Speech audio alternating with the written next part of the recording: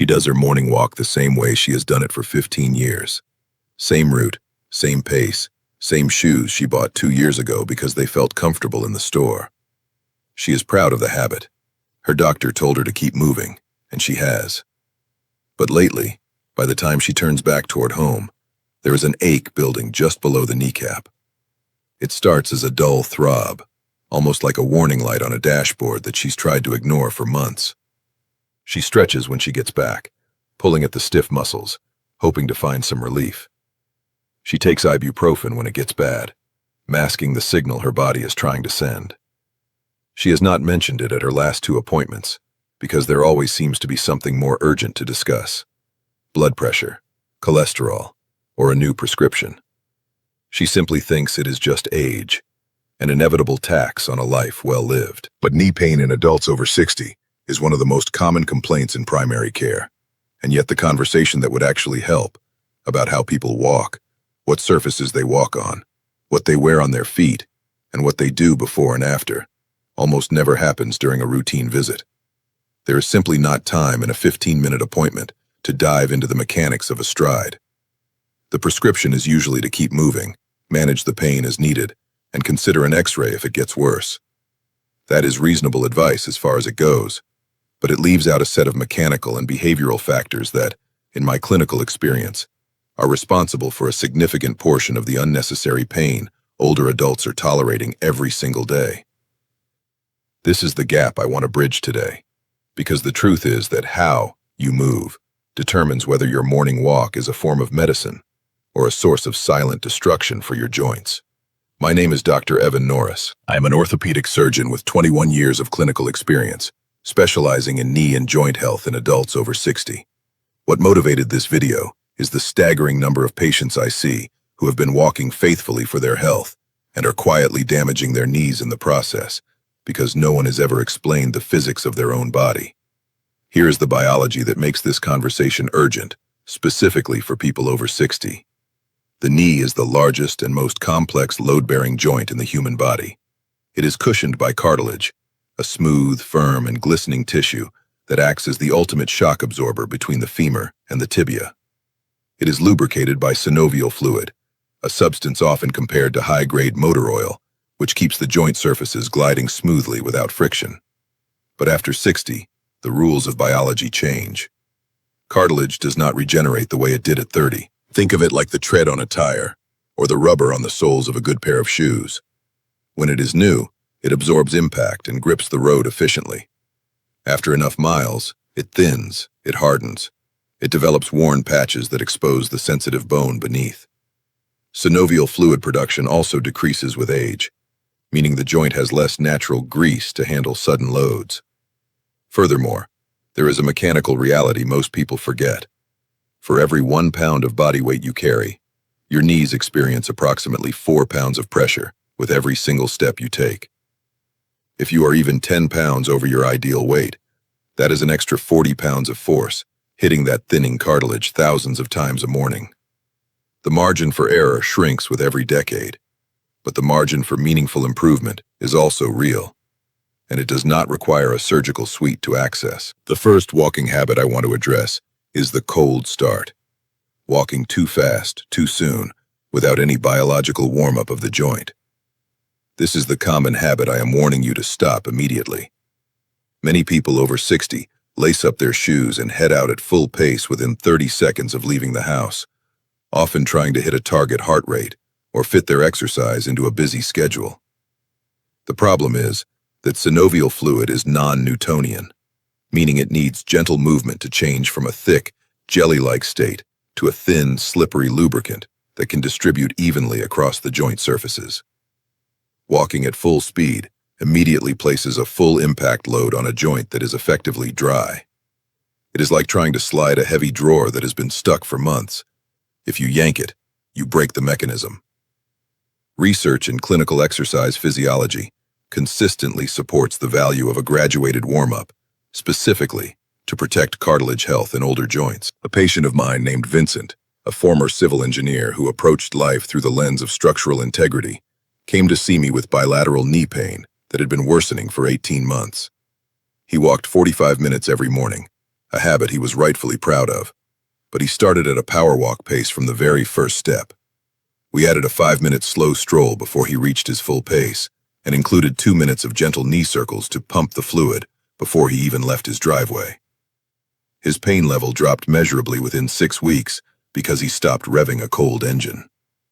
The practical fix: never begin a walk at full pace. Start at 50% effort for at least 5 minutes. Let the joint fluid warm and distribute, and only then increase your speed to your target intensity.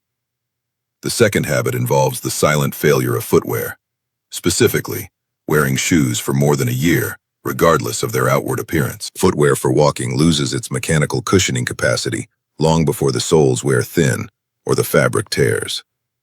The midsole, that layer of specialized foam between the outer sole and your foot, is designed to absorb the thousands of pounds of cumulative force you generate. Over time, this foam compresses and loses its memory, becoming a hard, flat surface. After 60, when your cartilage is already thinner, the difference between a shoe with intact shock absorption and one that has been walked flat is the difference between that impact being absorbed by the shoe versus being absorbed entirely by your kneecap. A woman named Loretta, a former textile designer, came to see me with a persistent pain on the outer side of her knee. She was meticulously healthy, but she had been walking in the same comfortable shoes daily for over 2 years. Visually, they were perfect. Mechanically, they were dead. Also, look at the wear pattern on the bottom of your shoes. If the heel is worn more on the outside or inside, it is forcing your knee into a tilted alignment with every step, creating an uneven load that grinds one side of the joint. The practical fix: replace your dedicated walking shoes every 8 to 12 months, or every 500 miles. If you walk daily, your shoes are likely expired long before they look old. The third habit is the surface you walk on, specifically the dangerous preference for concrete sidewalks. While concrete feels safe because it is flat and predictable, it is one of the hardest surfaces known to man, offering zero give to the human joint. Asphalt is measurably softer than concrete, but packed dirt, gravel trails, or rubberized track surfaces are far superior. Many seniors develop one-sided pain because they always walk on the same side of a sloped road, which forces one leg to effectively be longer than the other for miles at a time. A man named Declan, a former harbor pilot, had a grinding discomfort that arrived 20 minutes into his walks on the concrete waterfront. By simply shifting half of his walks to a packed gravel path in a nearby park, the grinding sensation began to fade. The practical fix: map your route to include softer ground. If you must walk on the road, try to find the flattest section to avoid the camber or slope that tilts your pelvis and stresses your knees. The fourth habit involves stride length, specifically the habit of taking long, reaching strides to feel more productive. A long stride means your heel strikes the ground far in front of your body's center of mass. This creates a massive braking force that travels straight up the leg and into the inner compartment of the knee, the medial side where osteoarthritis is most likely to start. Research from the University of Calgary has shown that shortening your stride and increasing your cadence, taking more steps per minute, significantly reduces the peak impact on the knee joint. A woman named Petra, a former ballet instructor, had a long, graceful stride that was actually punishing her joints. By shortening her steps by just 10%, her foot landed directly beneath her hip, allowing her muscles to absorb the impact instead of her bones. The practical fix: take smaller, quicker steps. It may feel less powerful at first, but it is much kinder to your cartilage. The fifth and final habit is what happens after the walk ends: the habit of immediate stillness. Most people finish their walk, come home, and sit down for an extended period, often for 90 minutes or more, with a coffee or the news. During a walk, your knees accumulate minor inflammatory byproducts. When you stop abruptly and sit, those byproducts settle, the fluid stops circulating, and the joint seizes.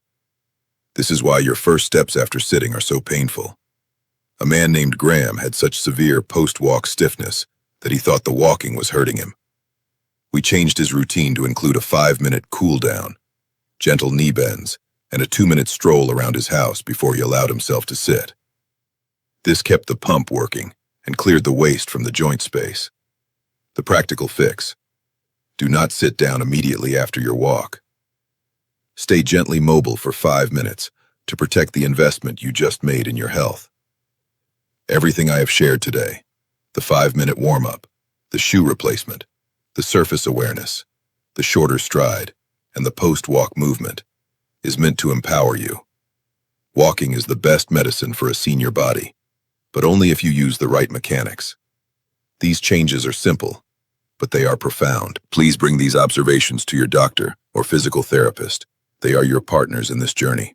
And if your knees have you thinking about how inflammation is silently affecting your whole body, watch my next video, where I reveal the 3 specific dietary changes that can help slow joint breakdown starting today.